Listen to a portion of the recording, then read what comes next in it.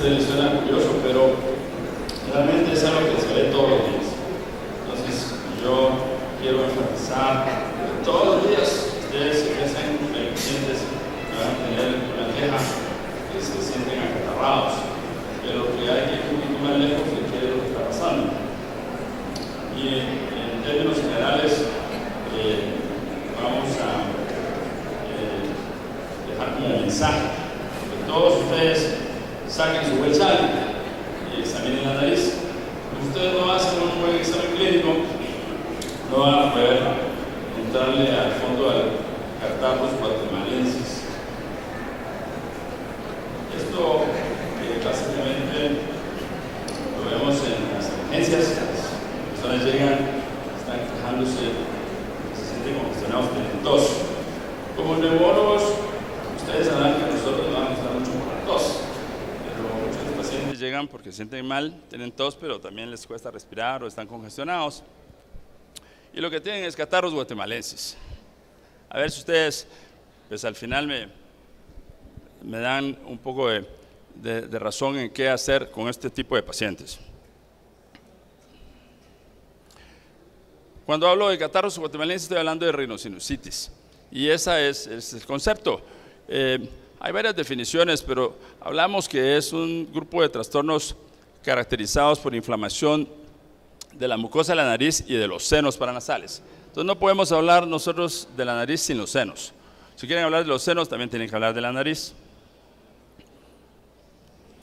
Es muy importante tener en mente que si nosotros tenemos problema en la nariz, una rinitis, el apodo que le quieran poner, si es rinitis alérgica, pero hay también no alérgica, va a ir ligada íntimamente al pulmón. Y con este concepto, la ONU creó unas guías que ustedes conocen, que son las guías de asma, que son las GINA, y la contraparte de eso, las guías de rinitis que se llaman ARIA. Pero, ¿por qué es tan importante el enlace? Porque si ustedes agarran a un paciente que tenga rinitis, y si es rinitis alérgica, el chance de que tenga asma es de 40-50%. Si ustedes agarran al revés, un asmático, el chance de que sea rinítico es mucho más alto, es el doble. Entonces es muy importante, ya solo con tener ustedes un paciente asmático, tienen que pensar que él puede tener también catarros guatemalenses, y eso le complica su asma. Entonces, estas guías son importantes para referirse a algún manejo, digamos, fácil para todo el mundo. Pointer no tiene, ¿verdad? Okay. Muy importante tener entonces en mente que tenemos la relación de nariz-pulmón. A eso le llamamos la vía aérea común, United Airways. Si ustedes tienen algo, incluyendo hasta los ojos, pues van a tener chance de que se les desarrolle un problema de tos. Y al revés, si ustedes tienen un problema como una infección viral, van a tener chance de que se les complique la nariz. El enlace más patológico en esto es el que tiene bronquiectasias, y obviamente va a tener un ping-pong de abajo para arriba. Y eso está perfectamente demostrado en el lado de alergias, haciendo retos, ya sea del pulmón, enfermando la nariz, o al revés, un reto nasal. Y entonces nosotros recuperamos los químicos, las quimiosinas y los marcadores de inflamación en el otro polo. Esto lo quería puntualizar acá. No les puedo hacer una indicación porque no tengo un puntero. Si alguien tuviera un puntero, pues podríamos compartirlo. Ahora, en Europa está este grupo que se llama EPOS. EPOS es... gracias. Ok. EPOS básicamente es una estructura que hicieron los europeos para estudiar la sinusitis, pero involucrando también a los pólipos. Ahora ya estamos hablando de tener pólipos nasales, pero la definición que ellos dan para una rinosinusitis como una inflamación de nariz, y de nuevo tiene que tener en mente los senos, no pueden ir separados, y que además tenga dos cosas más: un bloqueo nasal, que no pueda drenar y esté congestionado, o que tenga una descarga postnasal. Entonces no todo el mundo se suena y saca las flemas para adelante. Hay quien se las jala, se las traga y se las lleva para adentro, o le están goteando. agregado a que pueda tener en una fase aguda pues dolor, presión facial, o que pueda estar ausente el olfato. El olfato pues muy común que se pierda en una fase aguda. Y hablamos de que ustedes tienen que sacar su Welchallenge, entonces no van a quedarse ahí, tienen que examinar la nariz. Ahora, no todo el mundo va a tener un rinoscopio, pero si ustedes recuerdan, pues al entrar al externado, a todo el mundo le pidan su Welchallenge, pero solo lo sacan nuevo y de ahí lo guardan, y muy poca gente lo usan todo el tiempo. Si no lo usan todos los días, no aprenden a ver la nariz. Entonces, endoscópicamente, pues uno puede ver un pólipo. Los pólipos se dejan ver, obviamente, si son anteriores. Ahora, cuando son muy posteriores, pues tienen que hacer una rinoscopía. La descarga también, ustedes pueden ver eso. Uno mira las candelas en la garganta en estos pacientes, a veces purulentas o a veces no purulentas, pero se ven flemas espesas. El edema y la obstrucción nasal, y usamos un buen recurso actualmente que es la tomografía de senos paranasales. Esto pues es una apreciación de una inspección. Aquí se ve algo rosado, más inflamado en ese grado. Un alérgico es bien pálido, y obviamente si ustedes miran una descarga purulenta, pues ya se van formando una idea. Ahora, existen unos pacientes que se vuelven difíciles de tratar porque sus síntomas son persistentes a pesar de que se les ha dado tratamiento, incluso algunos han llegado a tratamiento quirúrgico, y eso ya se llama pues la rinosinusitis difícil de tratar, que aún con cirugía pues pueden quedar hasta más sintomáticos, a pesar de esteroides intranasales, de cursos de antibióticos en el año y de esteroides sistémicos. Estos son cómo se clasificaría el que es difícil de tratar. Le hemos dado ya al menos un curso de esteroides orales, entonces es un paciente aparte, que hay que estudiarlo ya más especializadamente. En cuanto a dividir quién está en fase aguda, quién está en fase crónica, el margen de tiempo son 12 semanas. Muy importante, porque 12 semanas no quiere decir que nos aguantemos 12 semanas para ir al médico, pero sí sabemos que se habla de agudo antes de 12 semanas, y básicamente es un consenso entre todos, ya sean europeos o no, y más de 12 semanas crónico. Los pacientes crónicos pues obviamente se acostumbran y ya van a consultar solo cuando tienen exacerbaciones. La definición consenso entonces es una presunta rinosinusitis aguda bacteriana, que es la que tendríamos que tratar.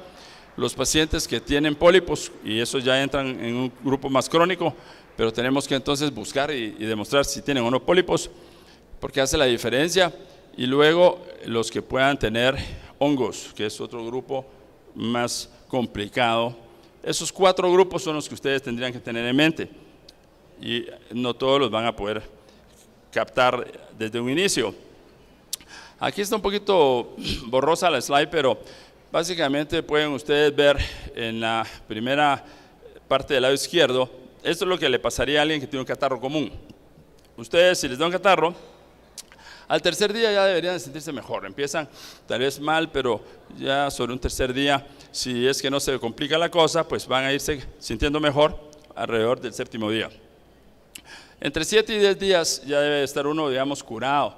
Si ustedes se trataron o trataron a su paciente, bastante bien sintomáticamente. Pero si al revés la cosa se complica, tenemos pues la complicación de una fase posviral, que eso va hasta 10 días, y esto al no compensarse se convierte en una bacteriana aguda.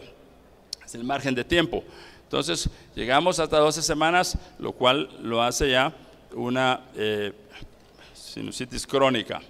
Los pacientes llegan a la clínica muchas veces porque nadie consulta al día siguiente, pero van a quejarse de que tienen un catarro por un mes. Entonces ustedes ya saben, si tienen un mes, el paciente está en una fase complicada. Nadie va a tener una fase simple, aguda, que esté durando ya 2 semanas, 3 semanas, un mes.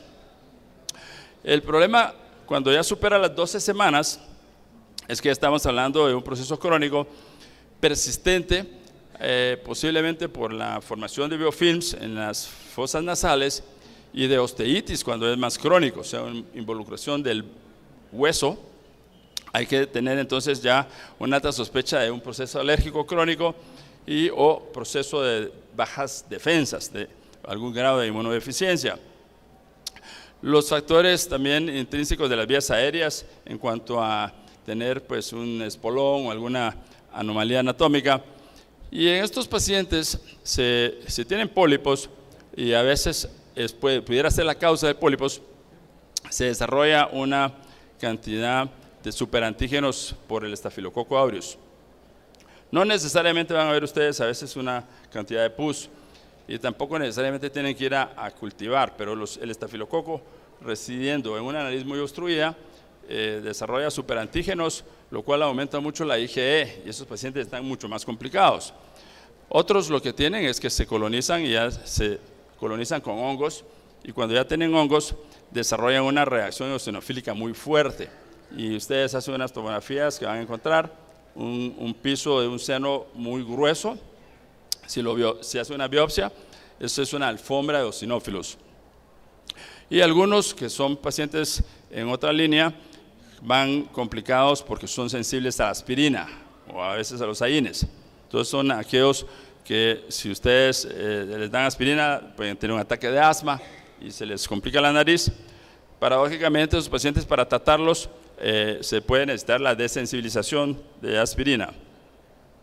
Acá hay un diagrama que habría que tener en mente, que ustedes recuerden, que el paciente que ya está sobre 12 semanas, que ya se ha enfermado y que es recurrente, pues puede ser que sea alérgico, pero puede tener una inmunodeficiencia o algún trastorno de la función ciliar, pero hay que llegarlo a desglosar, por decir así, si tiene o no tiene pólipos. ¿Tiene pólipos nasales o no tiene pólipos nasales? ¿Cómo lo van a averiguar? Ahí tienen que hacer una rinoscopía, porque muchos pólipos se forman en las salidas del receso esfenoesmoidal, que es posterior. Nosotros no podemos ver eso si no entramos, como que ustedes no pueden ver Lankin, si no entran con una linterna y se meten a Lankin, pues es igual, ¿verdad? Es decir, hacer una espeleología de pólipos. Si encuentran pólipos, entonces tienen que pensar si es un desorden de inflamación o si tiene eosinofilia. La cantidad de eosinofilia la mencionamos, que es una respuesta con un engrosamiento que empeora las membranas de los senos, y algunos de ellos son sensibles a la aspirina, entonces habrá que dirigirse en esa dirección. Sin embargo, otros habrá que ver si tienen o no tienen hifas de hongos. En los pacientes que no tienen pólipos, pues también pueden tener eosinofilia, pero no tienen esa gran carga de alfombra, por decir así, en las bases. Algunos de esos pacientes, a pesar de que tengan eosinófilos, no son alérgicos, tienen lo que se llama NARES, es una rinitis alérgica, rinitis eosinofílica no alérgica. Otros pueden tener enfermedades como sarcoidosis.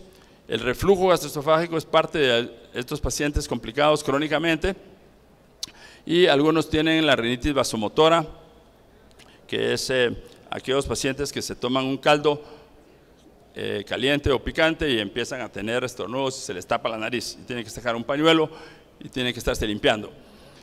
Aquí anatómicamente lo que quiero resaltarles es en el seno frontal, el drenaje del seno frontal al complejo osteomeatal y el drenaje del seno maxilar, que tiene un espacio que se puede anormalizar si hay trastornos anatómicos.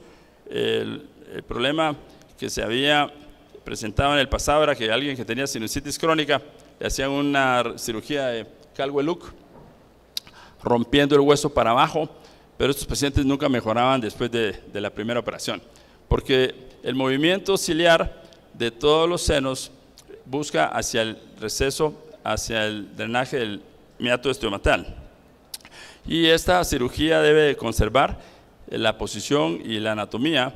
Entonces lo que se hace es ampliarla cuando se hace cirugía, no es que siempre haya que hacerla. Ahora, el problema que existe cuando se complica el catarro, las cilias que tienen, recuerden que tenemos cilias nosotros desde el tímpano hasta todo el proceso respiratorio, incluyendo los senos, hasta los bronquios terminales. Estas cilias siempre están aclarando, están limpiando la superficie, pero si ustedes tienen una complicación con Streptococcus pneumoniae, al segundo día ya se les empiezan a deshacer y al cuarto día en Haemophilus influenza. Entonces, ese es el motivo por el cual un catarro que no va mejorando, sabemos que se está complicando después del quinto día porque las cilias ya están inmóviles o están disfuncionales. Aquí está el seno por dentro, sus drenajes, y esa es la dirección donde busca la limpieza, en el lado del maxilar, y este es en el lado del frontal. Entonces el punto común es en el meato osteomatal, el espacio es de 2 milímetros, con un poquito de edema ya se tapó. Ya se imaginan, si ustedes son alérgicos, entonces se crea el caldo de cultivo para que esto no ventile, debe de estar ventilado con oxígeno. El tener mal drenaje, mal transporte mucociliar, formación de secreciones, pues es el caldo de cultivo para que al cabo de una semana pues ya sea es una infección bacteriana. Muy importante que el metabolismo dentro del seno no es igual para cualquier antibiótico. Si el pH es bajo, ustedes tienen mala respuesta si usan aquí los macrólidos. Todo el mundo da 3 días de Citromax o los pacientes se lo compran en la farmacia. Pero estos pacientes no se van a curar con 3 días de macrólidos, ¿ok? ¿Qué puede haber además de estos pacientes que tuvieron un simple catarro, que es la causa pues en el 98%? Indudablemente ese es el trigger, ese es el disparador. Tenemos este concepto de rinitis alérgica focal, ahora se llama entopia. Son pacientes que tienen rinitis, que es alérgica en la nariz, pero ustedes no lo pueden demostrar si no la buscan con pruebas en la nariz. Muy complicado porque es de laboratorio, cualquier otra prueba de laboratorio sale negativa. Pero bueno, nosotros sabemos que la nariz se complica si tenemos exposición a humo de tabaco o humo de leña o lo que sea, la contaminación ambiental, hablamos de los sensibles a la aspirina, les mencioné el reflujo y cambios bruscos de temperatura. Los que estén nadando, están metiéndose el agua a veces de las piscinas, que ustedes saben que no son aguas limpias. El aire acondicionado es un cambio de clima, entonces hablamos del cambio de clima. Y el abuso de descongestionantes tópicos, ¿verdad? Famoso Afrin, después de 3 días, en lugar de uso, es abuso. Miren acá, ustedes, pólipos nasales con una secreción de moco. Eso, pues, es una inspección. Esto es una demostración de un trago de tecnecio marcado, es medicina nuclear. Al día siguiente, después de que se lo tomó a las 5 de la tarde, este paciente tiene un gran reflujo y se le regresó a la nariz. Eso es al día siguiente. Este es otro paciente con una sinusitis por reflujo. Son pacientes muy serios, necesitaron cirugía. El anterior era la 4ª vez que le habían operado la nariz y realmente lo que había que operar era el reflujo. Acá vemos otros factores predisponentes, unos grandes adenoides. Los adenoides obstruyen y no dejan ventilar, tampoco dejan ventilar los oídos, pero esta secreción ahí se acumula. Esto es más común obviamente en niños, pero todavía hay gente mayor que tiene vestigios de adenoides y uno al hacer una endoscopía pues se encuentra o si uno mira esto en un ángulo muy grande pues debe estar en un tumor. Pero espolones, alteraciones que son prácticamente anatómicas, también son desventajas. Algunos tienen estas celdillas de Haller-Edonodi, quiere decir que por acá esto se hace más prominente, o los que tienen también conchas bulosas, los pólipos, el que ha tenido trauma, el cuerpo extraño, trabajo dental, prácticamente al que le hacen un drenaje de tratamiento de canales, le causan temporalmente una sinusitis, pero si se complica, entonces este paciente va a tener un catarro guatemalensis después, ¿verdad? Va a consultar por otro lado. Neoplasias no podemos dejar de pensar en ellas tampoco. Y pacientes que tengan trastornos de la disfunción ciliar, como este chicle que vemos en alguien que tiene mucoviscidosis, o sea, fibrosis quística, y abajo pues un paciente que tiene granulomatosis de Wegener. Esta granulomatosis se puede manifestar simplemente como un catarro, como una sinusitis. También hay pacientes que tienen pues dismotilidad ciliar por otros trastornos, incluyendo los que tienen dextrocardia y otros cambios anatómicos. En la fase aguda, lo que mencionamos entonces es la fase inicial de viral, es el 99% prácticamente disparador de todo esto, Pero en la fase postviral, si nosotros tenemos una mala evolución o la mala suerte de que ustedes andan de viaje y están cambiando de clima, se mojan, les cae una nevada o cualquier cosa, pues se les va a complicar a una fase bacteriana. Y que eso va a tardar generalmente ya para complicarse después de 10 días. Entre 7 y 10 días ya no estamos hablando nosotros de un simple catarro, ya estamos hablando de una complicación y ya estamos hablando de una complicación bacteriana. La fase aguda inicial, pues si hiciéramos una tomografía, que no se recomienda hacerla antes de 10 días, en una fase aguda, se podría ver pues un exudado, y algunos de estos pacientes que ya tienen cambios crónicos pueden tener una fase aguda sobreagregada. Pero esto es lo que miraríamos en el paciente, digamos, agudo y su sintomatología. En la fase inicial, si ustedes buscan por acá, fiebre es muy poco común. Ahora está de moda la chikungunya y también el dengue y otras cosas. Cualquier paciente que tiene un proceso viral que le cae encima de una sinusitis crónica que la tiene, se la va a encender. Entonces puede empezarse a quejar de lo mismo, aunque venga quejándose de dolor de huesos. Pero quiero resaltar que no hay mucha fiebre, pero lo que sí hay es sudor. Entonces ustedes van a tener pacientes y pregunten cuánto están sudando. Los pacientes le van a decir que sudan más de la cuenta. Aunque estemos en una época calurosa, pues más de la cuenta. Vamos a ver la descarga postnasal, que obviamente con el tiempo se va a complicar más por tos. Entonces muchos de los pacientes que vamos a ver tardíamente es por tos. Ya segunda, tercera semana llegan por tos. Y cuando yo veo pacientes en esta etapa y les hablo de la nariz, me dicen que no tienen problema en la nariz, que el problema de ellos está aquí, en el pecho. Entonces esos pacientes pues no recuerdan cómo empezaron mal, ¿verdad? Y luego el dolor de garganta pues solo en la fase inicial.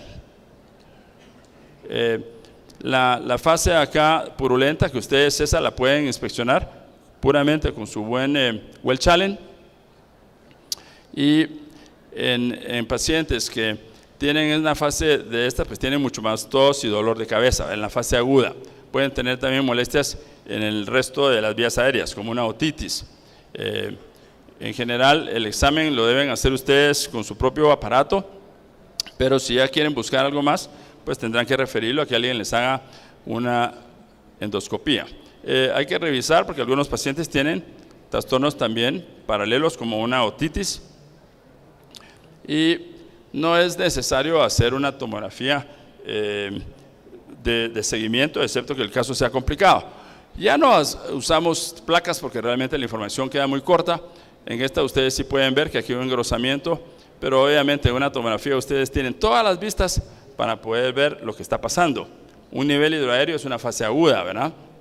Ahora, otros pacientes tienen este fenómeno que se llama de Chinook. Chinook-Fen lo que representa es el equivalente de una sinusitis seca. Se les tiene una concha bulosa y el cambio de clima o de presión hace que se quede dentro el calorcito, digamos, en un seno, que al cambiar de altura o presión barométrica genera dolor. Entonces, pacientes, la tomografía va a salir limpia, pero el paciente se está quejando. Otros van a tener uso de cocaína, entonces pregunten y observen que van a tener pacientes que les van a consultar y le ponen a la coca. Papiloma invertido es importante tenerlo en mente, es como un gran pólipo, pero eso es por viral, se puede malignizar. Todos los internistas y no internistas deben de tener en mente la granulomatosis de Wegener, que puede empezar con un simple catarro que se va quedando crónico, la fibrosis quística o la disquinesia ciliar, las inmunodeficiencias y las bronquiectasias. Ya en Guatemala medimos no solo las gamaglobulinas, sino las subclases, IgG1, IgG4, que son parte de estos pacientes que se enferman porque tienen bajas las gamaglobulinas de subclases. Tratamiento, porque ya queda poco tiempo. El tratamiento que estoy poniendo acá es una guía para referencia de ITSA, que es la Sociedad Americana de Infectólogos, y pone como primera línea el uso de ácido clavulánico, que es muy popular en una cantidad de 2 semanas. Anteriormente, un consenso de otorrinos y neumólogos, alergólogos, daba 3 semanas de tratamiento para amoxicilina de ácido clavulánico y 2 semanas para fluoroquinolonas. Aquí pone de segunda línea la fluoroquinolona, Pero esto se intercambia, ¿verdad? Lo que tienen que tener bien claro es que si ustedes reciben un paciente que en 6 semanas antes estuvo medicado con una de estas, no la vuelvan a usar porque hay resistencia. 6 semanas es el periodo que se toma, y en algunos pacientes pues podrán necesitar otro refuerzo con algo más importante. Hay lugares que tienen resistencia y por ejemplo la timetropin sulfa no se debe usar para esto porque no les va a funcionar, es una alta la resistencia. Macrólidos también. Si usan macrólidos tienen que usar muchos días de tratamiento. Vamos a adelantar aquí un poquito que el tratamiento puede necesitar mucho más tiempo, depende de qué otras comorbilidades tienen. El lavar la nariz es algo muy importante porque despega especialmente estos tipos de soluciones hipertónicas. Las soluciones hipertónicas chupan el agua de mar, ¿verdad? Hacen sacar y limpiar la nariz para que despeje un poquito. En algunos pacientes, especialmente si tienen pólipos, usamos antileucotrenos. Por periodos cortos usamos descongestionantes, más de 3 días uno ya habla de abuso, y el uso de esteroides nasales es el arma angular de todo esto. En algunos casos hay que usar sistémicos y también, si falla el tratamiento médico, la cirugía. A los pacientes que estén nadando los sacamos del agua, les decimos que no hagan ejercicio, que eviten los cambios bruscos de altura, de clima, de presión, y que no se desvelen. Básicamente llegó el tiempo, entonces solo les quería enseñar esto, que es alguien que tiene una sinusitis por hongos. Este es un mucosele, y algunos pacientes de estos, pues cuando ya son crónicos, tienen algo más, una patología, tienen una osteitis. Si tienen ustedes alguna pregunta, pues pueden llamar a este teléfono y ahí se las van a contestar.